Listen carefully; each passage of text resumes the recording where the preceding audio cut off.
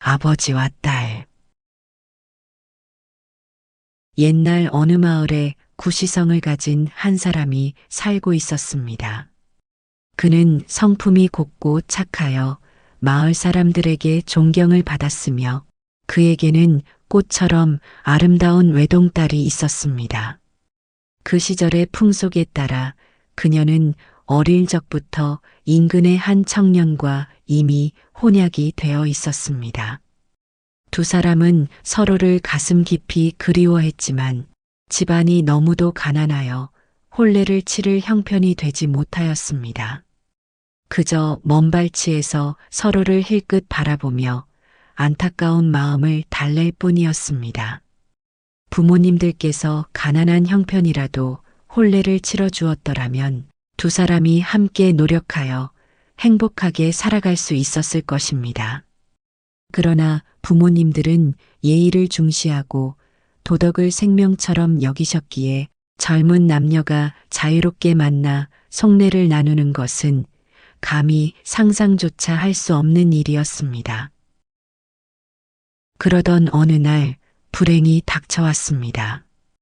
당시 고을 사또가 구시 처녀의 아름다움을 듣고 그녀를 탐내기 시작한 것입니다.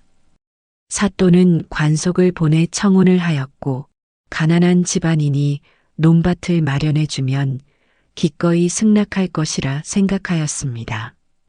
그러나 그것은 사또의 오만한 착각이었을 뿐 구시 처녀는 단호하게 거절하였습니다. 이미 혼약한 사람이 있으니 인륜을 저버릴 수 없습니다. 사또는 노여움을 참지 못했습니다. 자신의 청을 감히 거역한 구시 처녀를 용서할 수 없었습니다. 더욱이 그는 성미가 사납고 난폭하여 백성들은 늘 두려움에 떨고 있었습니다. 그런 사또가 구시 처녀를 그냥 두고 볼 리 없었습니다. 결국 구시는 억울한 누명을 쓰고 관아로 끌려가 모진 매를 맞았습니다. 죄명은 터무니없이 역모였습니다. 하지만 고을 사람들은 그 말을 믿을 수 없었습니다. 평생 성실하고 선하게 살아온 구시가 나라를 배반했다니 차라리 하늘이 무너진다는 말이 더 그럴듯하게 들릴 정도였습니다. 사또는 만신창이가 된 구시에게 마지막으로 회유하였습니다. 내 청을 받아들이면 죄를 없던 일로 하고 너희 식구들이 평생 먹고 살 수 있도록 전답을 주겠다. 그러나 거절한다면 국법에 따라 목을 치겠다. 다시 한번 잘 생각해보거라.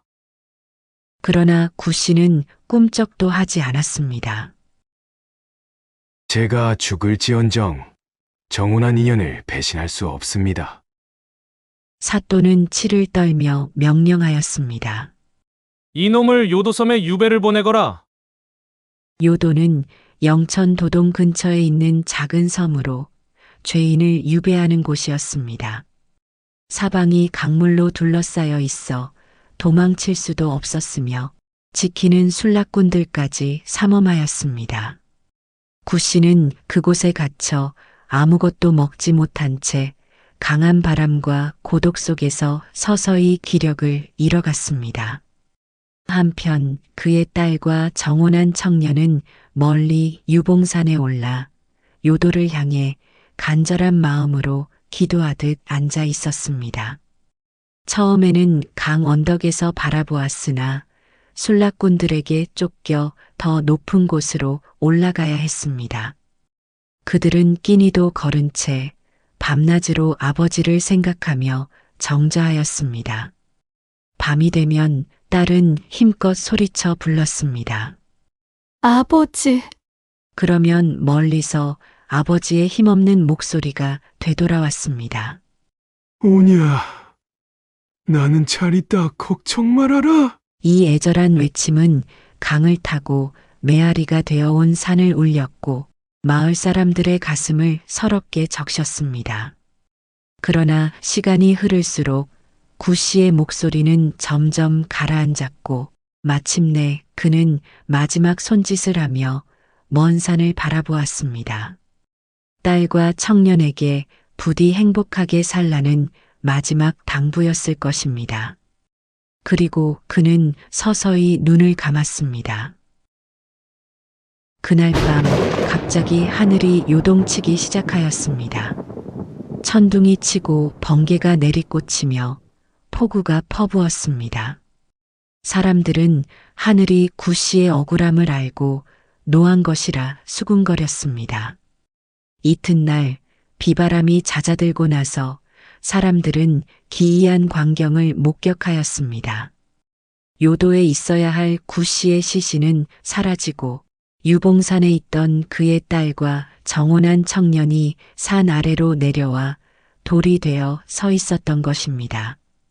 또한 사또는 벼락을 맞아 형체도 알아볼 수 없을 정도로 갈기갈기 찢어져 있었습니다. 이후 사람들은 이 산을 무리미산이라 불렀습니다. 그것은 구씨가 죽는 날까지 딸을 그리워하며 바라보던 곳이었기 때문입니다. 또한 두 남녀가 돌이 된 마을은 입석동이라 불리게 되었고 구씨의 원혼이 비가 되어 내린다고 하여 가뭄이 들 때마다 이곳에서 기우제를 지내게 되었습니다. 그리고 구씨 부녀가 강을 사이에 두고 애절하게 부르짖던 그 목소리는 가야금의 소리처럼 슬펐다고 합니다. 그래서 사람들은 그 강을 동강포라 부르게 되었습니다. 이것이 바로 영천 땅에 전해 내려오는 슬프고도 아름다운 이야기입니다. 사대독자의 살인 누명. 조선조 중엽에 아들이 몹시 귀한 가문의 3대 독자로 정홍수란 선비가 있었다. 홍수는 그 귀한 아들 하나라도 얻기 위하여 유명하다는 명산 대천을 찾아다니며 공을 들였다. 그 공덕이었음인지 겨우 아들 하나를 얻게 되어 그 아이 이름을 정창옥이라 지었다. 창옥은 어려서부터 자라나면서 남다른 비범함에 무사람들의 칭찬이 끊이지 않았다. 더구나 사대독자인 귀한 아들이었으니 그야말로 금지옥엽으로 들면 날까, 놓으면 깨질까 아주 귀엽게 키웠다. 그러던 어느 날 지나가던 걸승이 아이의 얼굴을 삿갓을 쳐들고 내려보더니 그거 참 안 됐구나. 하면서 혀를 끌끌 차고는 가던 길을 가는 것이었다. 그러자 창옥 아버지는 아차하면서 무엇인가 궁금한 생각에 그 걸승을 찾아보았지만 그 걸승은 이미 모습을 감추어 버린 뒤였다. 그 후 세월이 흘러 아이가 10살 먹게 되었을 때 인간의 운명을 귀신처럼 알아맞춘다는 길도사를 찾아갔다. 길도사는 향을 피운 방 안에 향냄새가 진동하자 주역 8개를 응용하여 창옥의 앞날을 예지하기 시작했다. 작계를 해놓고 괴상을 한참 주시하더니 다음과 같이 예언을 했다. 이 아이는 틀림없이 18살 때에 명문가 규수와 혼례를 치르게 될 것이요. 하지만 혼례를 치르고 동침하다 급사를 하게 됩니다. 이런 예언을 들은 아이의 아버지 정홍수는 4대 독자인 아들이 그럴 바에야 차라리 얘가 죽어 그 액땜을 할 수는 없소이까. 하며 길도사에게 매달렸다. 눈물을 흘리며 매달리는 정홍수가 길도사에게 막무가내로 통사정을 하자 길도사는 냉정한 표정을 지으면서 인간의 운명은 하늘이 이미 정해준 천명인데 그 어찌 나약한 인간의 힘으로 그것을 좌지우지할 수 있겠소이까? 하며 단호하게 거절해버렸다. 그리고 설령 액을 면할 수 있는 비방을 가르쳐 준다 해도 그것을 순간적으로 지키지 못하고 마는 게 또한 인간이요. 길도사의 이 같은 설명에도 불구하고 정홍수는 사람 하나 살려주시오. 하며 애원을 했다. 길도사는 매달린 정홍수가 안타까워 본래 생명에 관한 비방은 정기누설에 해당하기 때문에 그 비밀을 철저히 지켜야 합니다. 만약 그렇지 못하고 경솔하게 처신하면 반드시 천해가 있게 되오. 라고 힘주어 설명했다. 이렇게 비방을 설파한 길도사는 누런 종이 위에 개 3마리를 그린 그림을 접어주면서 이 그림을 아들인 창옥이에게 주되 펼쳐보지 말고 생명이 위급하다고 느낄 때 펴보도록 하시오. 라고 지시했다. 그 후 세월이 흘러 창옥이가 18살이 되자 길도사가 예언한 대로 혼담이 날마다 줄을 이었다. 그 중에서 물색하고 물색한 재상의 딸 박선영과 혼례를 치렀다. 창옥은 길도사가 시키는 대로 잠은 물론이고 물 한 모금도 처가집에서 먹지 않고 집으로 돌아오자 사람들은 별 이상한 혼례가 있다면서 비아냥댔다. 그런가 하면 신부 측에서도 의아하게 생각했다. 그도 그럴 수밖에 없는 것이 아닌 밤중에 날벼락처럼 혼례를 치른 신랑이 본가로 돌아가 버리자 신부는 그대로 친정에 눌러있게 되었다. 그리하여 혼례 초부터 독수 공방을 하게 된 신부는 불운하게도 3일째 되던 날 비명에 죽고 말았다. 칼에 깊숙이 찔린 배의 상처에서 나는 피가 방바닥에 흥건하게 고였고 아래 속옷은 벗겨져 있었다. 상황이 이렇게 되자 창옥과 처가 식구들은 하늘이 무너진 듯 대성통곡을 했고 많은 사람들은 신랑이 한 짓이 아니면 누가 그랬겠느냐? 하며 신랑을 죄인으로 몰아붙였다. 그도 그럴 것이 물 한 모금 밥 한 숟갈 먹지 않고 잠도 자지 않은 채 신랑이 제 집으로 돌아갔으니 그런 말을 듣는 것도 결코 무리는 아니었다. 처가 식구들은 우선 시신을 거두어 장례를 치르고는 신랑을 살인범으로 단정하고 형조에 고발을 하였다. 살인죄 누명을 쓴 채 형틀에 매어 있는 창옥은 나는 절대 그 사람을 죽이지 않았습니다. 너무 억울합니다. 하며 완강하게 부인했으나 형조 판서는 누나를 위아래로 불아리며 바른대로 말을 하라고 주리를 틀어댔다. 너무나 엄청난 고문에 못 이겨 길도사가 가르쳐준 대로 했을 뿐이라고 사실대로 털어놓았다. 하지만 형조 판서는 그것으로는 물증이 될 수 없다며 목을 쳐서 저작거리에 매달도록 지시했다. 창옥은 내일 날만 밝아지면 목이 댕그랑하고 끊어질 것을 생각하니 온몸이 오싹했다. 밤새도록 잠을 이루지 못한 채 옥에 갇혀 있는데 형장에서 목을 치는 망나니가 다가와 이놈아, 가자. 내가 오늘은 너의 목을 베는 게 하루 일과다. 그러니 죽을 놈 같으면 일찌감치 죽어야 나도 일찍 손발 씻고 처자식 있는 집으로 돌아갈 게 아니냐. 하며 창옥을 끌고 나갔다. 그러자 창옥이는 막연하게나마 무엇인가 골똘히 생각하다가 갑자기 큰 소리로 외쳐댔다. 아, 바로 이거다. 그 언젠가 길도사께서 가르쳐준 비방이라며 아버지가 허리춤에 간직하라고 했던 호신용 그림이란 것이 생각났다. 허리춤에 똘똘 뭉쳐있는 그림을 꺼내 망나니에게 주면서 형조 판서에게 전달해주고 오도록 부탁했다. 그러자 망나니는 그 참, 별놈 다 보았네. 무슨 놈의 이런 좋지도 않은 종이 뭉치를 주라고 하는 거야. 하며 형조 판서에게 받쳐진 그 그림이 서서히 펼쳐지기 시작할 때 한참 동안 그림을 보고 있던 판서는 큰 소리 영을 내렸다. 여봐라. 지금 당장 가서 신부 집에 있는 머슴, 황삼술이란 놈을 냉큼 잡아오도록 해라. 라고 명령했다. 형조판서가 펼쳐본 그림에는 누런 종이에 개 3마리가 그려있기 때문이었다. 누런 종이는 황시성을 말하고 개 3마리는 삼술이 되므로 이를 종합해보면 황삼술이 되었다. 그리하여 머슴살이하는 머슴 중에서 황삼술을 잡아오도록 했던 것이다. 형틀에 묶인 황삼술은 죽을 죄를 지었다며 모든 것을 사실대로 털어놓았다.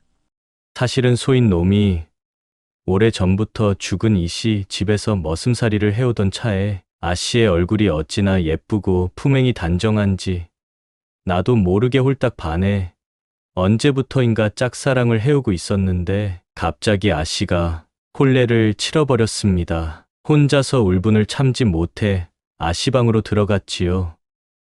사실은 신랑 놈이 괘씸해서 죽이려고 칼을 쥐어들고 들어갔는데 아씨께서 혼자서 속옷바람으로 주무시고 계시기에 이불 속에 슬그머니 손을 넣었는데 그 순간 제가 참지 못하고 아씨를 안고 말았습니다. 놀란 아씨가 그만 잠에서 깨어나더니 소인 놈의 뺨을 후려쳤지요.